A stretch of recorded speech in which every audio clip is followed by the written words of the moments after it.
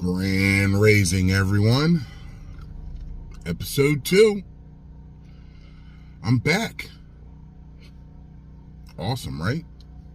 Okay, so first one, I told you a little bit about myself. Told you a little bit about, well, I didn't tell you about myself, but I told you a little bit about the group, what was going on in the group, everything like that.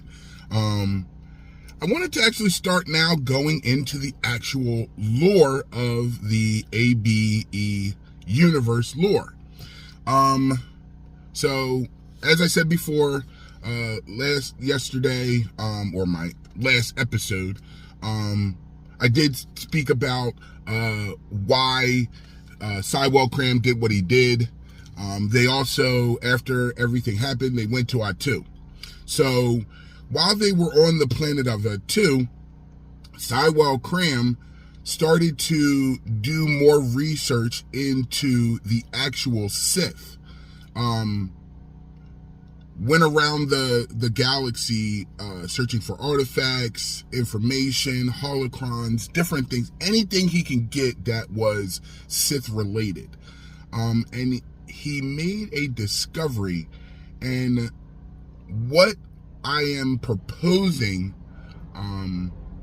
for the way the Sith move forward, the way the Empire, not the Empire, the franchise of Star Wars itself moves, is that the Jedi were lying to everyone from the beginning. Basically, the schism wasn't the way or the 100-year darkness wasn't the way that it was really portrayed to be.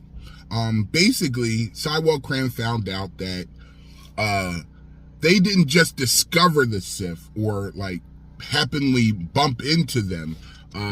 They actually knew about the Sith for years and were basically planning something so that they can go to that planet and basically eradicate the Sith as a species. Once he figures that out, he finds out that they were trying to do that with a few races because the Jedi felt that those races were too powerful to be, quote unquote, a race. So they basically tried to eliminate and extinct the Sith. They tried to eliminate and extinct the Mandalorians. And Sywell Cram, basically being from both areas, figured, you know what? That was the original quote unquote mentality of the rule of two. It was supposed to be that the Sith and the Mandalorian were supposed to rule the galaxy. So that's what Sith Lord Cram started to do. He started to build an army. But first he had to make sure that he was cream of the crop in regards to all of his followers. Or all the Sith that were around him. So it wasn't just him that were at the Citadel. There was, if you can remember that last scene in The Rise of the Skywalker, there is a stadium, a Citadel, and the Citadel is filled with thousands and thousands of Sith. Now, not all of them died, obviously, and not all of them died followed Sywell Cram. Some of them also had different theories that they felt that should be moved on when it came to the Sith. And basically, for the next couple of years, that struggle happens between the Sith in a private manner.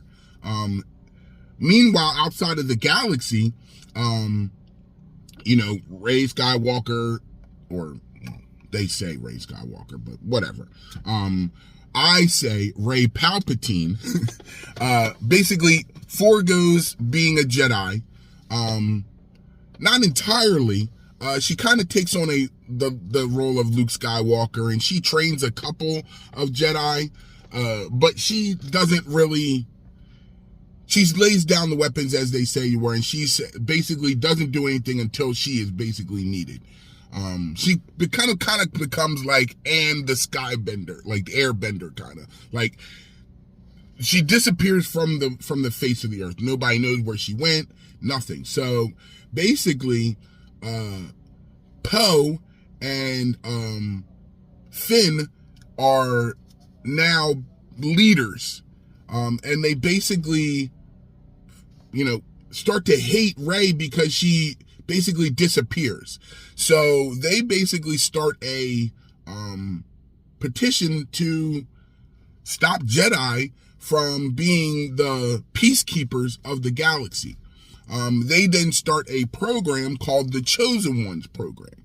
Basically, it either gives enhancements cybernetically or chemically to a particular human being or symbiont, and it basically gives them enhanced powers. So then those chosen ones then become the peacekeepers of the galaxy, and any Jedi that are still out there basically go into seclusion. Through the passing, then they start what is called the Joint Galactic Alliance. And the Joint Galactic Alliance, they basically expand, grow, be more efficient throughout the galaxy. They fight off crime, different things of that nature. They think now that there is no more such thing as Sith. So they start what is called the Sith Accords. And basically, it's just basically a thing where you're not allowed to speak about the Sith. You're not allowed to have the Sith language, anything, nothing that has to do with Sith. If you're caught with a Sith holocron, something, you could be arrested. So basically that even makes it even more harder for Sywell Cram and his followers to do what they're doing. So they're basically sneaking around, and it goes from there. But a shocking discovery happens that basically changes everything for him and his disciples. But I'm going to tell you that next time, episode 3. Guys, again, thank you for listening to me, seeing me. Please like, subscribe, spread the word of Sith Lord Cram. And as always, may the Dark Force guide you.